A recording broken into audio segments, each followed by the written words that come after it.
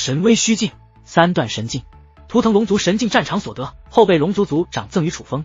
此计并非直接发动攻势，而是压制对手战力。楚风施展此神境之时，融入威压，便有此时效果。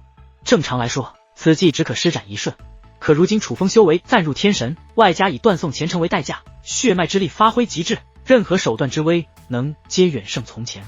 这便是为何楚风只是威压便可破神族金光。楚风原本想趁此机会将神族之人尽数斩杀，只要全部杀了，你魂具无人施展，自然便也不可复活。可楚风注意到那阵法之力还残存一些，附着到了神医等兄弟的身上。那阵法之力虽无法保他们不伤，但却能保他们不死。楚风暂时无法杀死他们，但好在据楚风观察，那阵法之力越发稀薄，支撑不了多久。待得那力量消散，楚风便可大开杀戒。很快，神威虚境的力量消散，这方世界恢复到了正常。天地间除了阵阵惨叫，没有任何声音。楚风也不说话，只等待那力量散去，对神族进行抹杀。可突然一道声音响起，引起所有人的注意。楚风，放过我吧，我与你无冤无仇，更是从未对仙海鱼儿洞有所贪图，仙海鱼族的事情也与我无关，我从未插手，那都是神医做的，当真与我没有半点关系，你饶了我吧。那语气卑微至极，神族所有存活之人都感觉难以置信，因为那开口之人不仅是神族之人，且是仅次于神医的神二。神二在神族可谓一人之下，万人之上，平日里在神族之内都是傲慢无比，怎现在竟说出这般话语，这简直是在侮辱神族。可偏偏神二这一开口，却又引起他们的共鸣。他们也想活着，他们也都不想死。这位大人，我也没有参与，饶了我吧。大人，我们都是被逼的，与我们无关啊。短暂的沉默之后，竟越来越多的神族之人开始求饶，就连神医的亲兄弟也不止神二开口，也有多人求饶。他们都清楚，那阵法之力就要消散，楚风绝对不会手下留情。现在求饶是他们能够活命的最后机会。而对于这一幕，楚风并不意外，他见过太多，得势之时唯我独尊，失势之时摇尾乞怜。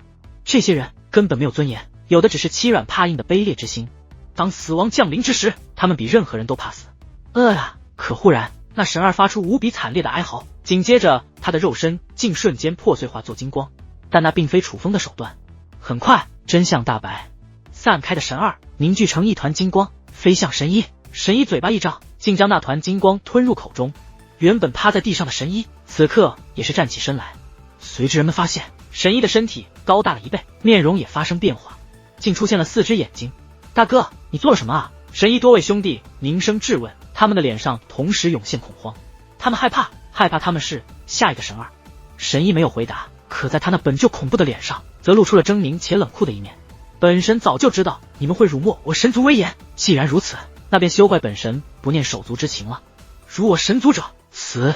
神医法诀捏动，大嘴一张，刹那间哀嚎响彻天地。不仅仅是残存之人，就连死去之人的金光都再度出现，凝聚成金丹，快速的飞入神医口中。大哥，我没有向他求饶，我没有辱没神族啊！大哥，不要啊！就连那些没有向楚风求饶的兄弟，神医也没放过。莫要怪我，此乃神母的旨意。神医目光越发冰冷，但同时他的身躯则越来越大，转眼间便化作高达数万米的巨物，但却长了无数只眼睛、无数只手臂的怪物。有的手臂巨大无比，有的则是如正常人一般，这些凑在一起，看上去恐怖且怪异。楚风，救我！又有一道求救的声音响彻，竟是被楚风踩在脚下传来。是神柏。此刻的神柏早就没了，在太古沙海时那唯吾独尊的霸道劲，有的只是对生的渴望。他看楚风的眼神也早就没了恨，甚至楚楚可怜，竟真在祈求。可很快他也化作金蛋，飞向了神医。神医这个手段非同一般，原本魂具都无法从楚风脚下将神柏救走，但他却可以用他的手段将神柏抹杀。残石兄弟，好一个神族！楚风讽刺地看向神医，因为现在的神医早就没了神的威势，反而相反，神医几乎将所有神族之人抹杀，身形更加庞大，比先前的金色雕像还要巨大，但也更加恶心了。那个造型就像是将无数个泥人捏到了一起，像是一大滩烂肉坐落在天地间。只是这烂肉上面长满了胳膊和腿，以及眼睛、鼻子、嘴巴，甚至他巨大的脸上都长了很多人的腿和手。现在的他与神哪里还有半点关系，分明就是一个怪物。可楚风却依然无惧。经过交手，楚风明白了一些事。神族战力极强，但他们战斗技巧一般，且攻击手段单一，甚至他们都不会使用武技。那金光虽强，但只是他们本体的一种能力。当然也可以说他们自信，不屑于修炼武技。总之他他们确实拥有的强大战力，但手段也确实单一。但论战力，楚风向来无惧任何人，何况此刻楚风的战力比他正常的时候还要强大。毕竟能够获得这个姿态，他也付出了极大的代价。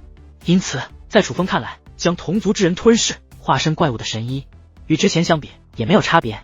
鱼儿比雷鸣刺耳数倍的声音响彻，是神医开口，他的声音都变了，粗糙、嘶哑，却又无比响亮且浑厚，如猛兽学会了说话的感觉。他将无数只眼睛都投向了楚风身后的小鱼儿。本神要让你亲眼看着本神杀死你的心上人。枪话音刚落，一道巨大的斩击横扫而去，楚风竟鬼魅般出现在神医近前，而神医那巨大的头颅也是从其嘴巴处被楚风一刀砍成两半。刷刷刷！然而明明脑袋都被一分为二的神医身躯竟未倒塌，反而烂肉一般的身躯之中射出无数道血柱，那血柱恶臭无比，只是味道便足以让抵抗力差的人直接吐死过去。虽然恶心，但威力却是惊人，楚风凭借威压无法轰散。好在楚风身形灵敏，纵使血柱不断袭来，楚风却是轻松躲过。渺小的身影被那巨大的血柱包围，楚风仿佛身处炼狱之中，可楚风始终面色不改，平静地观察着一切。楚风注意到那原本被自己斩断的脑袋进化做肉泥跌落在地，肉泥竟能爬动，快速靠近神医，随后融入神医身体。紧接着神医脑袋又重新长了出来，同时又有诸多散发恶臭的血柱喷向了楚风。这一次楚风没有闪躲，这让神医面露喜色，还以为楚风终于力量耗尽，躲闪不及。哗啦啦，可猛然间恶臭扩散，那些血柱竟在楚风即将靠近楚风之时四散开来，这让神医也是诧异。很快一只巨龙的脑袋自楚风周围浮现，只见楚风手指对准神医，龙息，刹那间磅礴的武力光柱喷涌而出，神医那庞大的身躯在这光柱面前也被轰得粉碎，无数碎肉宛如暴雨一般跌落在地，但那些碎肉竟很快又聚在了一起。这一次体积比先前小了一些，但却依旧恐怖恶心。楚风，你杀不死本神，本神是真正的不死不灭。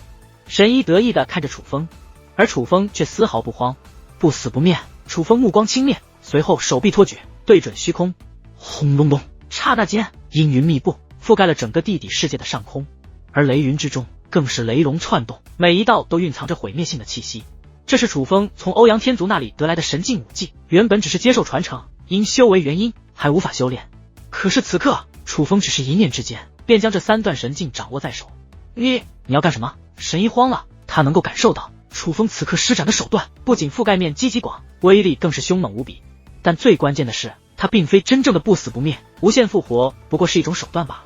神医将同族之人吞噬之后，魂具的力量依旧存在，所以在吞噬同族身体变化的同时，他将部分身体偷偷潜入地底，又通过地底逃到了远处。这样表面上看他是融合族人的完整体，实际上早就有其他身体逃到了远处。只要那些身体部分还在，就算他这庞大的身躯化作肉泥也能够重聚。但若是同一时间他的所有身体都被摧毁，那他便无法复活。而他不知道的是，他的这些动作早就被楚风发现了，楚风也是看穿了他能复活的原因。这便是为何楚风从始至终都不慌乱的原因，也是楚风为何施展出这个手段的原因。三段神境，雷罚降临，刹那间无数道雷霆从天而降，威力之惊人，那浩瀚广场都被轰击粉碎。莫说地底世界，就连平原上界的地表也是有了剧烈的反应，大地撕裂蔓延整个世界。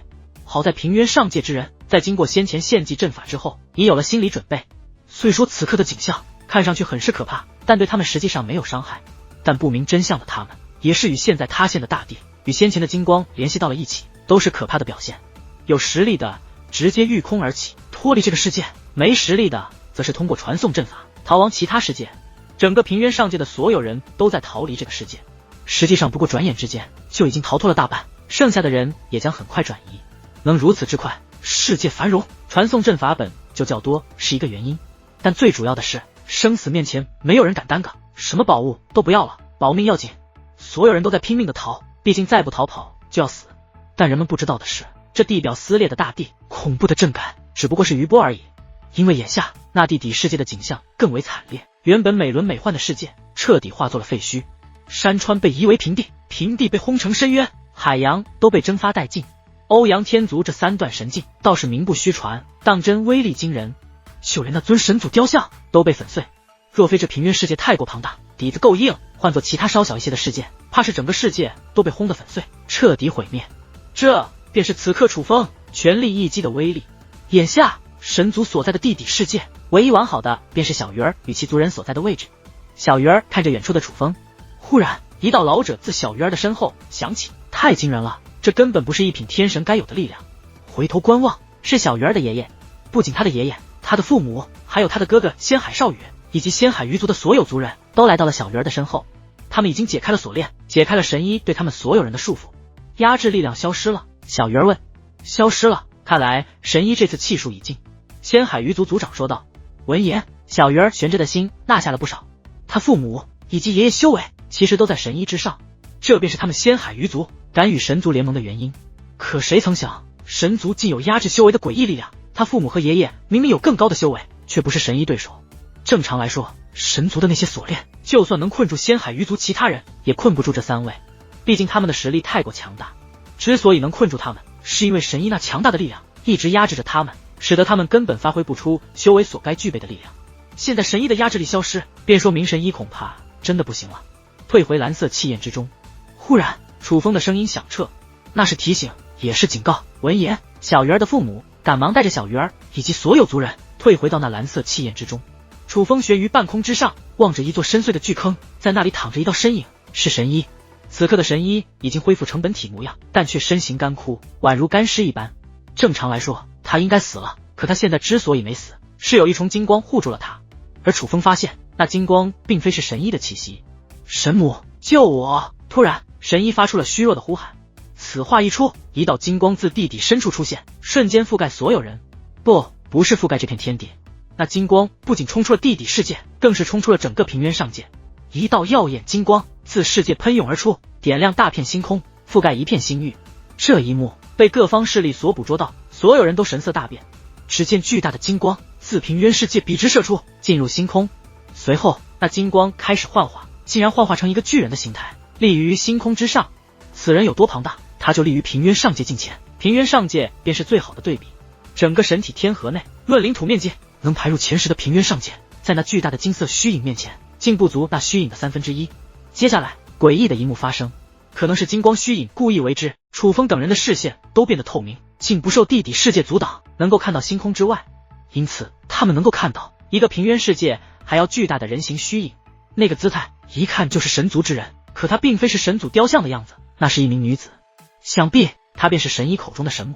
这位神母距离平原上界极近，巨大的身躯下，那双眼眸比太阳还要巨大，威慑之力恐怖至极。而眼下这双巨大的双眼正凝视着楚风。尔等蝼蚁也敢闯我神族？神母开口，星空都为之颤动。莫说平原上界之人，就连整片星域的人都能够清晰听到他的声音。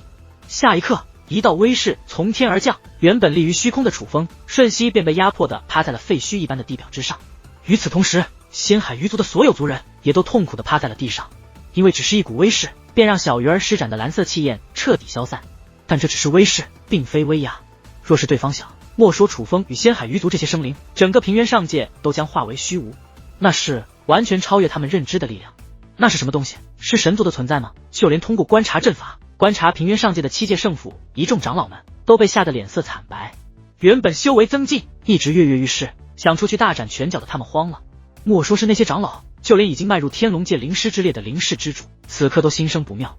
他们还是低估了远古种族的力量，这神族比他们预估的还要强。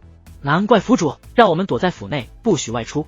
灵氏之主发出感叹，但心中却在想，他7界圣府确实安全，可其他那些势力怕是要倒霉了，哪怕远古势力也要大难临头。实际上此刻各方势力也都在观察着这一幕，无一例外看到这一幕都被吓得不轻。就连赵氏仙族的赵道斌此刻也是眉头紧锁，这神族竟有如此存在，希望族长大人尽快归来，否则这修武界怕是真要被这神族一统了。不对，他说的蝼蚁是谁？是谁闯入了他神族？很快赵道斌察觉到了不对，于是立于星空之上的他再度施展手段，增强自己的观察之力。可哪怕平原世界已被破坏，但他依旧无法看穿平原世界的地底深处，难以寻得真相。蝼蚁，你想怎么死？神母看着楚风，只是声音响彻，楚风都感觉自己的肉身快要被震得粉碎，差距实在太大了。我果然还是太弱了，在真正强大的力量面前根本没有反抗之力。楚风双拳紧握，很不甘心，却又无能为力。面对这种存在，就算他有其他手段也无意义。真正强大的力量，你在说什么呢，小东西？这算什么真正强大的力量？而就在此时，一道声音映入楚风耳帘，同时楚风感觉到一股气息自界灵空间传出，覆盖楚风全身。那压迫楚风的威势，竟无法再对楚风造成影响了。是修罗剑，那是修罗剑的声音。小东西，本王给你一个机会，让你感受一下真正的力量。但你这个身体根本无法驾驭本王的力量，若是用了，定然性命不保。你要试试吗？修罗剑问道。对于这个问题，楚风只说了一个字：来。话罢，楚风起身，望向虚空。眼见楚风竟然可以起身，神母那堪比一方小型上界的大脸之上，也是涌现出意外之色。而就在此时，楚风意念一动，在其身旁的地表之上出现一道结界门。结界门旋转之间，一把黑色长剑自结界门内升起。刹那间，黑色气焰弥漫整个地底世界，所有人都是脸色巨变，他们感受到了从未感受到的恐怖气息。那股气息仿佛可以毁灭整个修武界。这一刻，就连那星空之上的神母也是瞳孔一缩，猛然转身踏空而行，竟向远处的星空跑去。怎么回事？这一幕被各方势力看到，他们不仅看到那可怕的存在转身跑走，更是捕捉到了他脸上的恐惧。如此存在竟会恐惧，那又是何等存在，能让此物恐惧？就在此时，楚风猛然握住修罗剑，对着星空一剑刺出。枪！星空震荡，一道巨大无比的黑色剑刃自平渊上界刺出，直接洞穿了那要逃走的神母。这一刻，世人终于知道那金色吸引因何而荒。